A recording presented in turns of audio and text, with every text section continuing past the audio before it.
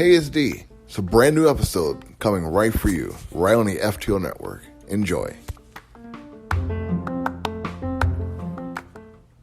Hey, ho, ho. I'm using my headphones in my car. I hope it sounds just as good as I'm using my wireless headphones in my car. I hope it sounds just as good as my wired headphones inside my car. This was an impromptu recording. I know I should have done one yesterday. I just haven't gotten around to it. But I did listen to the entire episode of Table Cheese. I wasn't there.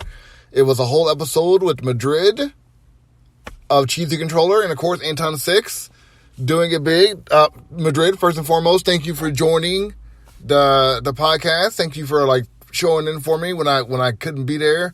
Those of you who know, I did a podcast last week. It was a rough go for me. It was. My dog had just died. Of the day of you hearing this, it'll be a whole week since it happened. I am still not over it. Still having random cries about it. But you know what? I wanted to go out there and do the podcast and put it out there for everyone to hear. So here we are, back at it. You may not have seen any of the posts that I usually make when it comes to the TV shows or things to check out or comics to read or even any of the news articles this week. That's because I haven't done any. So that'll do it. But I found a workaround to God, I'm gonna add some stuff. I found a workaround that put me into a spot that I can still talk about the news, still give you guys your full dose of information, and just go from there. But first, before I do that, I just wanted to say there's lots of stuff going on this week, as I always say every week on this show. There's lots of stuff going on this week, and I think it's recording through my phone, so I should probably touching the microphone. There's lots of stuff going on this week, and I just want to say to you guys, thanks for being there for me. Thanks for all the well wishes. Thanks for everyone who showed me appreciation and cared. A lot of you know exactly who you are. You really showed me what a friend really is, and I thank you for that. A lot of you try to have talks with me, tell me that the door's always open, and you meant that because I have knocked on the door and asked to come in and want to have talk about grieving because I'm not good. I'm not good at grieving. That is not my area of expertise. Grieving, I usually push it down. Back in the day, I used to frolic quite a bit, let's put it that way, and go in that direction when it came to grieving. I used to push it way down to a sack and just step on it a couple of times. So things are changing. I'm getting older. Gotta address the feelings, let it come at you, and it is painful. It is painful. So I do miss my dog very much. But let's get on with the show. Let's talk about some news. Let's talk about some stuff. Got a lot of stuff to talk about. First and foremost, I've been watching a lot of shows this week. Watching Lord Dex, catching up on that. I finally caught up. Lord Dex was great, by the way, because it brought a character from last season back. Peanut Hamper, hilarious. Absolutely, she is an absolute menace. Full on. She's the antagonist of the Cerritos for sure, and I love it so much. You gotta check out this latest episode of Lord Dex because I was laughing so loud at this. Absolutely hysterical. So you get a chance, check out the show. Tell me what you think about Peanut Hamper. It was a great episode of Lord Dex. I've caught up on Archer. Wow, they really redeemed themselves for this season because last season was the season that Archer got out of his coma. And this is the season the year after he's out of his coma. And I gotta tell you, man, they are right back where they were. Even with Mallory not being on the show, they are not missing a beat at all. And it feels good to see them coming back into their full form, to go back at it. I'm here for it 100%. I not caught up on Rings of Power, but I have been watching it, and it's good. It's good. The first episode is not worth watching. It is not a good episode. The first episode of Rings of Power is whoo-wee. Wow. Not the strongest. Not the strongest episode, for sure. But it does get a little bit better as you watch it. The story gets a little bit more cohesive. The characters start to flow together. It is honestly like Game of Thrones, if the society was functioning. It's think of Game of Thrones as a GOP ruled medieval times with dragons, and Rings of Power is the Democratic run world, medieval times with power. That's what it is. So it's all progressive, fully functioning. No one's really suffering. But the GOP are like the orcs and the goblins and whatnot, and they're trying to take over. So that's the story. And Saruman, like it's Trump. He's like the king GOP. He's taking over everything and gonna give people rings of power. That's the story. That's how I'm looking at this. It's probably like the worst way to go about it, but that's how I'm approaching it.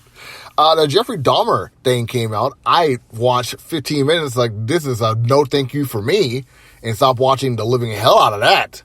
Like, wait, what? So like you gotta have like him killing black people and like having like a real like nowadays 2022 TV show. Like, I am good with that. Who greenlit this? And I only started watching because Nene Leakes was a part of it. Like, all right, I guess I watch it because of her. I love Real 911. No, bad idea. No thing. I don't need to be traumatized about some crap like this. And like I go on TikTok and see that everyone's glamorizing this. Like, all right, this is fun. I guess this is a new thing that we're doing. I gotta tell you, the world is becoming a dumpster fire, or more so of a dumpster fire. My wife told me I should make a podcast about like the things that happened to me in my Lyft car as I'm driving around, things like that. That I should make a podcast about this because something happened in my car. I'm not gonna tell you guys about it because it's a different kind of podcast, but it was bad. Two people did something really not good inside my car, and like it was really like so stuck in my brain for a while now. So annoying. But let's get on with the show. Star Trek 4 delayed indefinitely follows director's exit. The director is Matt Shakman. He has recently left the fourth Star Trek film, which we were also excited about. Didn't have a title attached to it. It was set to begin filming at the end of the year, and it was supposed to come out 2023. Right now, we have no idea. Not a clue. So that is happening. I was really excited for this film. I really want to see the new Star Trek movie. I really want to see like Chris Pine and Carl Urban and John Chow. I want to see like all those guys come back and do the show, do the movie, see what the new antagonist is going to be. See if that universe we're gonna collide with the universe that we're part of now. That would have been cool. That would have been so cool. Oh man, that would have been awesome. To see like the Strange New Worlds crew and like to see that crew collide together. Oh, that would have been awesome. That would have been so awesome. Next up, the Black Panther trailer dropped, and we all know who the Black Panther is now. It's gonna be Shuri. Spoiler alert. If you haven't watched the trailer, you don't know what I'm talking about. But like the Black Panther trailer just dropped. We are talking about it. It is here. I'm here for it, to be honest with you. Like, I was a little iffy at first. Not gonna lie, I was like, all right, this looks pretty cool. All right, I can get on that. But you know what? Then I see a trailer, I cried as I watched the trailer. I was already emotional. Having a dead pet, or anyone who died in your life, you're gonna be emotional regardless. And it's the part 2 of the Chadwick Boseman homage, all the appreciation for him, the tears came out for sure. So. The homage to Boseman was very prevalent in this. You saw the very forceness of the Wakanda people. And it got epic. It got really epic in this trailer. The music was on point. The cinematography was on point. The acting, even the trailer was on point. So, whew. And you get to see Namor with his winged feet? Are you serious? Yeah. You get to see winged feet on Namor. Yes. 100,000 times yes. Hell yes. The only thing that would have made this better is if he and Steve Rogers were in the same shot together. That would have made everything better. Whew. Good God, that was great. That was absolutely fantastic.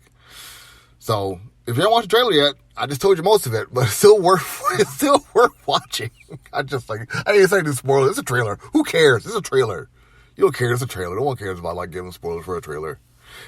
Next up, Rings of Power 2. I probably should have talked about this as I talked about me watching it. But Rings of Power 2 is, they got a release date for season 2. It is in production right now, which is the odd part. That's the funny part of all. It's in production 2022 of October, but it's not coming out until October of 2024, which is peculiar to me.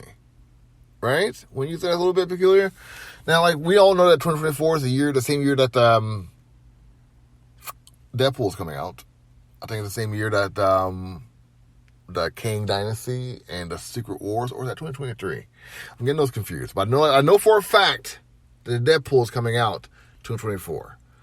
And having that be on the top of my head and that's going on. Like, especially like, a month before the presidential elections. This is really interesting to see that Rings of Power is coming out this early. You know what I mean? That's pretty weird. I'm here for it though. October, huh? That's spooky month. Are they gonna go spooky on the first couple episodes of Rings of Power? They're gonna keep that in mind as this is coming out. We see more orcs. Yeah, maybe, probably. I don't know. We got 2 more episodes left this season, so we'll see what happens. If it gets dark, then it can set us up for that. But, until then, probably not. It probably won't happen. Cyberpunk 2077 prequel or sequel, Project Orion, is confirmed by CD Projekt Red. So, Adam Kaniski of CD Projekt Red, the president and CEO gave like a response talking about that the next 3 games in development in the pipeline based on the Witcher franchise, meaning that Cyberpunk 2077 sequel is well off in the future.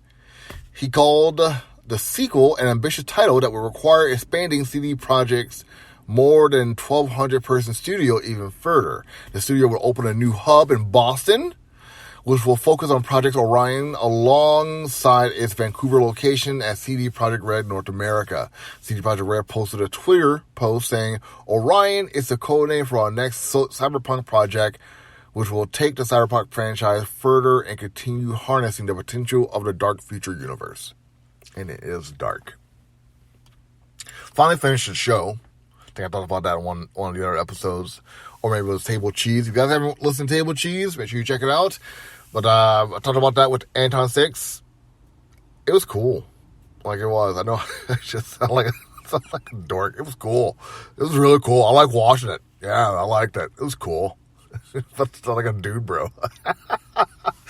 But it was a nice show to watch. Like this Trigger company, didn't know that they popped off like that. Who knew? Who knew they had like the caliber? Because I didn't, for sure. So it was a fun watch. I loved it. I would definitely have to rewatch it because it was that good. But Orion, that's the next step. I mean, they got tread. Like, people are gonna listen to them now. Like, no matter what. Like, people are gonna listen to this company. So, you know what I mean? That's that on that. Next up, comics to read. I'm gonna do a little bit different because I can't see the covers in front of me, but I do have the synopsis and the names of the comic books. The Texas Blood, issue number 18 by Image Comics. As Joe Bob and Wilson desperately search for the RQK, the killer makes his next deadly move. That sounds interesting. I'm in for that. Next up, Minor Threats, issue number 2 from Dark Horse. The Stars with the Edges. The Stickman has done the unthinkable and murdered Kid Dust, the sidekick of the Twilight City's premier crime fighter vigilante, the Insomniac. While the Insomniac's heroes' teammates are tearing Twilight apart, turning it into a terrifying police state, hoping to find the Stickman before unhinged Insomniac does. D-list blue-collar costume criminals have formed an uneasy alliance to hunt down and kill the Stickman themselves in a desperate attempt to end the chaos. That sounds really interesting. And this character, this Insomniac, he looks like a Batman-esque type character, so definitely gonna be like a play. This is definitely like a superhero deconstruct type story. So it's like Dark Horse is just creating like a comic screenplay for a possible TV show in the future. Minor Threats. Keep an eye out for it. Could possibly be like on your TV screen sometimes. This sounds really good. It sounds like a really good story.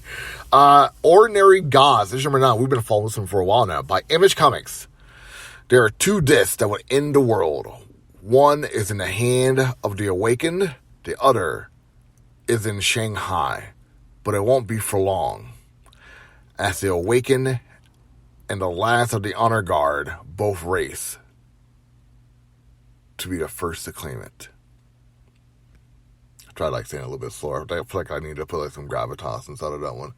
This seems like I need to see the other issues to see what's going on. I don't even remember the other ones I talked about. But yeah, Ordinary Gods. Next up, The Illusion Witch, issue number 4 by Behemoth Comic.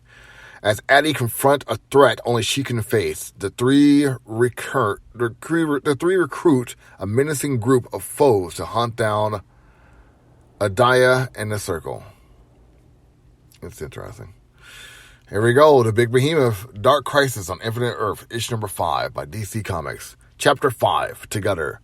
War at the Hall of Justice. After the shocking events of the last issue, Pariah has won, and now his dark army is poised for the invasion of our world. It's up to the Titans to rally the remaining heroes and defeat Deathstroke's ever-growing foes and avert total destruction. An epic war starts to step to the Hall of Justice, and only a miracle can help the heroes now. But all hope is not lost, as the world without a Justice League has begun to loosen their grips. But can the heroes return to Earth if it means one member of the Justice League can be lost forever? That's it. It's changing. Things are changing.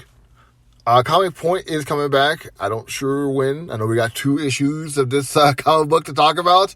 We may have to just talk about like the Dark Crisis Infinite Earth and like, just like the cool ones that we like, because we talked about the Young Justice and that didn't do anything for us. It did nothing. It was so dry. It was so dry.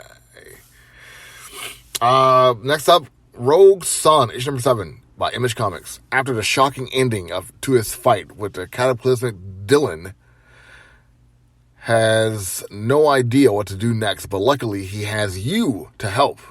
In this very special issue, you make the decision to choose Dylan's path in a fight against an enemy who controls time itself. Well, that's interesting. How the fuck did I do that? Is there like a code I gotta put in? Like a text message? Like a whole Robin situation? That's interesting. Makes me want to read it.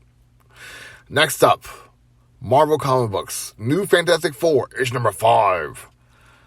Hell in a Handbasket. Conclusion. It all been leading up to this. The new Fantastic Four and the original Fantastic Four team up for a final battle with a mega-sized monstrosity in this action-packed finale. Will anything be left of Vegas or the world once the dust settles? Plus one little surprise cameo for the road. It's Spider-Man. Spider-Man's a cameo. It's literally on the cover. Like, Spider-Man would be in this new Fantastic Four, issue number 5. I hear they're talking about this new Fantastic Four. Like, they're setting some things up with this. And, they want to, go forward with this. I didn't know there was 2 Fantastic Four teams, to be honest with you. So, yeah. Who knew? There's a few shows and games to check out. Till is a profoundly emotional and cinematic film about the true story of Mamie Till Mobley. Recently, pursuit of justice for her 14-year-old son, Emmett Till, who in 1955 was lynched while visiting his cousin in Mississippi. This is interesting.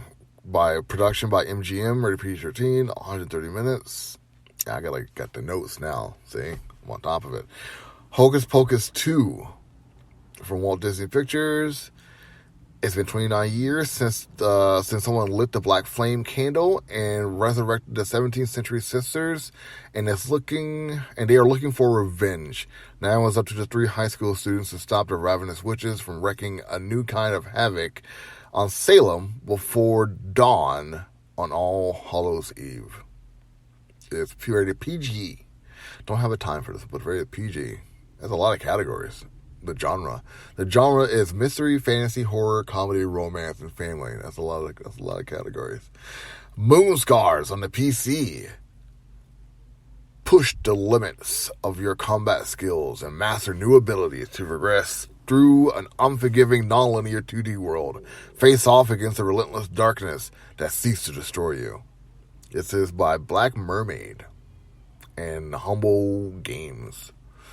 Next up, this is one I'm really excited for. Valkyrie Elysium on the PS5. Long ago, Ragnarok, the end times loomed upon the realm. The All-Father, with the last of his strength, created an emissary of redemption. Her sole task, the salvation of a doomed world.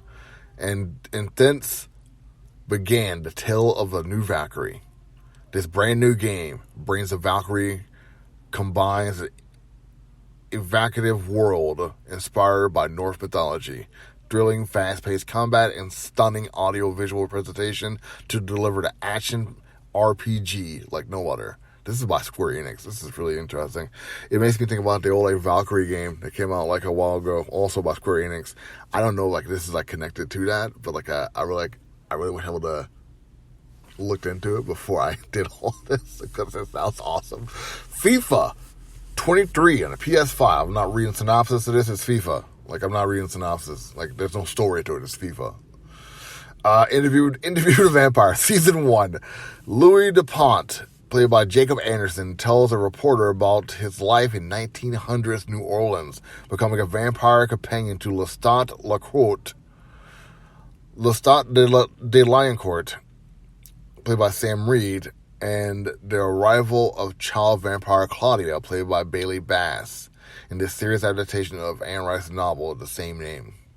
This is on AMC and AMC Plus. This is the first season. I don't know how many episodes this has. Raimi, Season 3. The third season of comedy co-created by Rami Youssef finds Raimi working on his and his uncle's diamond business. This is on Hulu. 3 seasons so far. And that is it. That is your news. That's your things to watch. That is all of it. I hope you guys are well, as always. I'm glad to be back. I'm glad to be doing this. I don't know what I'm going to title this episode. Like, it's good to be back. Gee, I come back a lot, don't I? I leave and come back quite a bit. It'd probably thank you. Like, thank all of you for being there for me. Like, I really appreciate this. Like, I thank Anton, thank Madrid. I thank everyone who reached out to me. Like, it really does feel like I'm seen. I'm being like accepted. Like, I have like acquaintances and friends. Like, it feels good. Like to go through that. Like, I'm just trying to go through this process. I feel like, sometimes I feel like I'm not really feeling bad, but then like I feel like I really am feeling bad. Like it's a whole thing with this, man. Like it's hard to put like your name to it, to put like the words to it. Try writing in my journal. That's not working at all. So like I'm just gonna keep on trying to go with the flow, talk with people I care about and love, and like go from there, man. So that's all I can do. That's the show. 20 minutes. A little short show this week. It's Friday. You guys are hearing this. Kudos. Got a new show coming out for you. Top Down. It's edited by Urban Solomon Productions. So make sure you check them out as well. I'm going to be posting this exclusively. Listen to this one. It's only going to be on YouTube. Only on YouTube. I'm sorry, but like that's them the brinks. I'll make a promo for it. And I'll post that around so you guys can see like what it's going to look like, but it's only going to be on YouTube. Like I got to start setting some boundaries, and that's one of them. It's like stop blasting myself everywhere and make people go to certain pages. But I'm really proud of this one. I'm working on some more episodes. I think I got 2 episodes set up for myself right now. I got to get 6 altogether. Like crank them all out. It's that video if you guys have been following the page, like the top 10 things you guys can give me that I can think of, like to talk about, like top 10 characters who could be Batman, top 10 overpowered characters, top 10 cool villains, top 10 like anime villains, like stuff like that, like top 10 whatever. It won't be like a top 10 because I don't think I can get like 10 answers for all these characters, but probably like 7 or 8. It's whatever. That's why I call it top down, not top 10. So it's from the top down. So yeah, I'll always start with the top character first and just work my way down from there. No particular order, except for the top. So this has been nice to come back and talk with everybody, to just like to be here, to do my thing. This I know like there's a full moon out, or a moon is visible right now, and it's like it's harder to be ourselves. But I hope you guys like find your peace. I hope you find your happiness. Whatever you need, let me know. I'm here for you. Until next time, take it easy. Hey guys, D here of FTO NERD TALK. I hope you enjoy the podcast. Make sure you like, subscribe, follow, tell your friends about FTO NERD TALK. Got a lot of different shows for all of you. Make sure you tune in every week for a brand new episode. Take it easy.